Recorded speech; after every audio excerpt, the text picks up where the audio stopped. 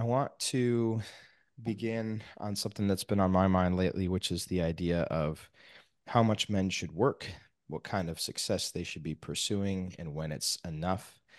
And so the first question is, have you guys heard of the story of the fisherman and the businessman? Heard this anecdote or story? Not that I can think of. I'd love to hear it though.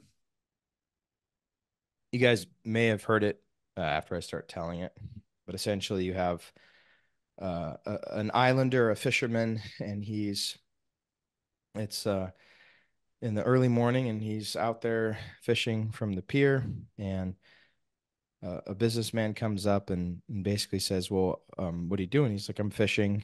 And he's like, "Well, how many fish do you catch?" He's like, "A couple every day. It's enough for me and my family." And uh, and then I get to go home and spend the rest of the evening with my family. And he goes, if instead of going home to your family this evening, you spent a couple more hours every day fishing, you could sell those fish and you could hire a local boy to fish with you and you could double your money." He goes, "Well, why would I do that?" He says, "Well, with those extra profits from this local boy, you could eventually buy a boat. You could go out and you could catch, you could fish where there's more fish out there." He's like, and why would I do that?" He's like, "Well, because with that added revenue, you could get two boats and start to form your own fishing company." He goes, "Well, why would I do that?" He says, "Well, off the coast of America, there's a canning company, and they could can your fish that you catch and then import them into America, and you could make lots of money." He goes, "Well, why would I do that?" And this goes on for a little bit, and eventually he goes, "And why would I do that?" And he goes, "Well, because then you wouldn't have to work, and you could go home to your family and relax in the evenings." Which he could And have. which he's actively doing. And a few of these things have been sort of bombarding me lately, where I fully understand that most guys don't have the trouble of working too hard. I know that's not really their vice. But to you guys, what should be the definition of success for the average Catholic man? And then what's the limiter that they should put on their ambition so that they don't become this greedy businessman, but they also don't fall into sloth? Where's that pocket? Hey, we'll start with you, Tim, or Will, if you want to ponder. I'd never thought of the boundary conditions, but the condition whereupon one can go home and enjoy time with their family while it's still light outside is a novel set of conditions, let's call them, in the history of human life. And it's a win. I'm not saying that someone that works extra hours for part of a season or a year is out of order, but the grounding condition ground should be, wow, the fact that if I get home at 5 or 4, once once I went back to teaching, I left the law and went back to teaching, which I'd done before. And I was like, holy cow, this is block schedule. I get off at 1:30 half the days and 2:45 the others. This is amazing. And it was a decent salary for a teacher. So I was like, I felt like I won the lottery. That was the best job I ever had. I was getting paid almost twice as much at the same job that I'd been at before because I had more degrees. Somewhere between making my starting salary at the Catholic high school that I taught at and making the salary that I was making at the time that I forcefully stopped working.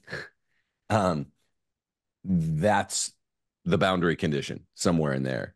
When you're going home early, you have plenty of time with your family. You're not wanting for much. Still wasn't tons of money, but it was significantly more than you're approximating what you're supposed to be approximating. That's the best I can. That's the best answer I can give. And wanting to work much more for more than a year or two, if you have a very discrete goal, unlike your paradigm story, gets the G word, greedy, avaricious. That's what I say. But I mean, you should be able to be happy hanging your hat on. I have a job. I work relatively minimal hours. I'm getting off when it's this many hours of daylight left, and I really enjoy my family. Even if those two things hang in the balance together, you have a goal where you want to get, you should be able to stop and smell the roses and admire your life for what it gives you and your family. Will, what say you? Yeah, I like that point. And just to underscore the main message there, it's about doing something that's time efficient. I've made the point before that a guy who earns double the US national wage, which is 65K, for working around 35 hours a week, roughly. Let's say he's up to 130K and he thinks he's pretty hot stuff. He's way up there in the percentile points. But then he sees that he's working 70 hours a week versus the guy earning 65 for 35 to 40-hour week. Are you really more successful? Hmm. Remembering that the main purpose of your job is to provide a modest level of material comfort for your family. And then the truly important provider role comes to the fore, which is moral and spiritual provision. You are leaving your wife without companionship and your kids without leadership, especially when they're teenagers, because you're so focused on the grind. And the more you earn, the more the tax man takes anyway, the higher up you go. So there's diminishing returns. And I've done this, as most guys who really like to do well at whatever they put their hand to. And if you also have an edge of a go hard or go home personality, which I do in pretty much all areas of life, I've got injuries in the gym because of it. I've got a dog that's extremely hard work because of it, because I wanted to get a harder breed to learn more about some of the hard facts of nature rather than something that's soft. It's been good for me in some ways, but man, it's a headache. So that go hard or go home personality, guys with that especially need to watch out for it because you can get sucked in and you have to learn the hard way if you're a knucklehead like me, but I have done. So that's a perfect segue to the next question.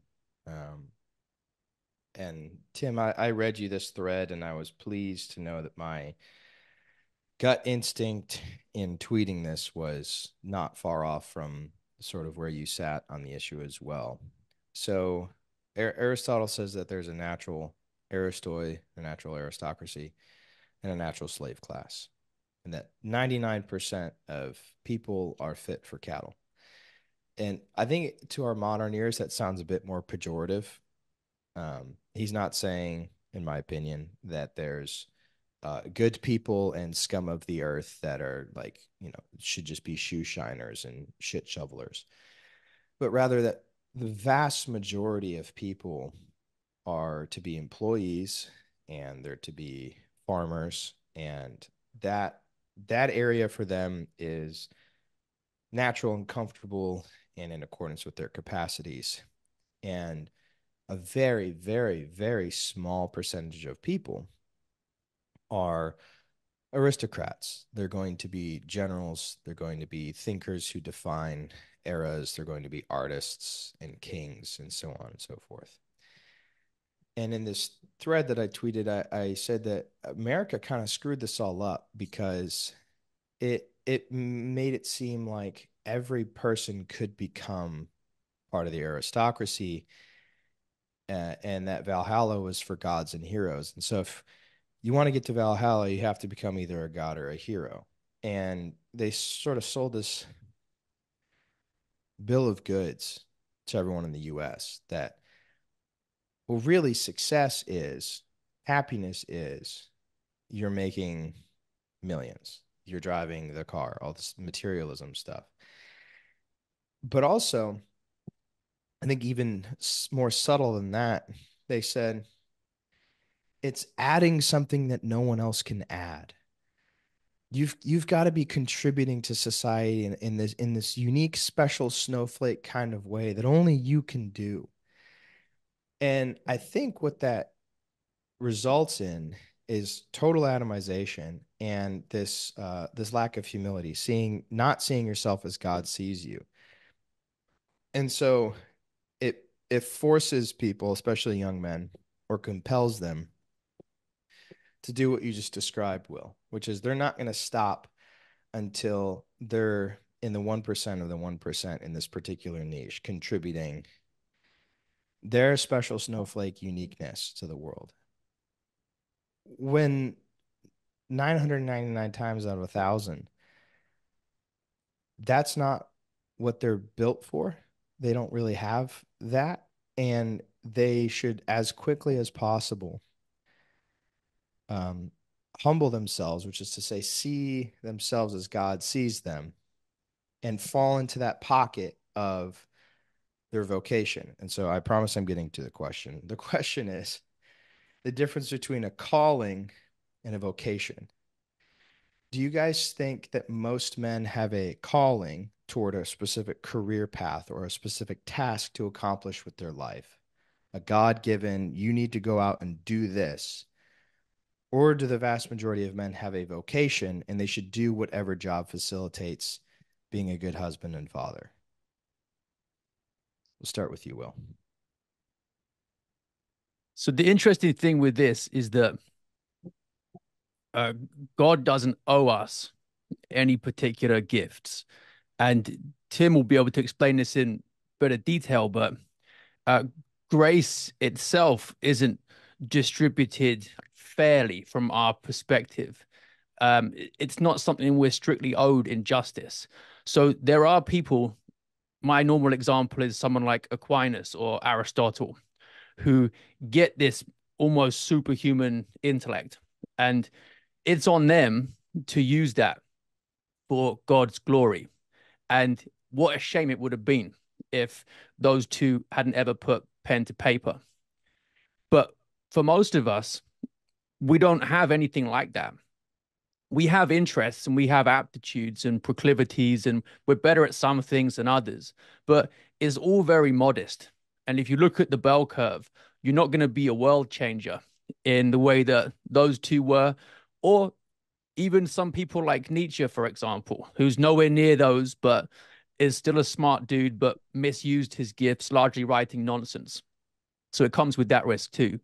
But most people just need to go out and accept that their main purpose in life is laying up treasure in heaven, not trying to make some kind of shattering impact on the world around them. Because success in this life doesn't really determine success in life overall. You can be a humble farmer or a plumber or electrician who just punches the clock, but is a great dad. And that's it. And you've done your duty. And you've actually had a more successful life than a guy who might have invented something, which is pretty cool and changes car engines for all time after he dies. So my dad, when I was a kid and I was talking about what I might want to be when I was older and coming up with different jobs, he just said, look, you do realize that most people don't ever have this choice. They just do whatever job is available in the area near to them. And they might have to switch jobs a few times. They might have to get laid off, and they're not living their dream at all. But they're just doing what it takes to put food on the table and a roof over the head of their families. And that's the really important thing. So that always stuck with me. You don't need to have some particular dream career.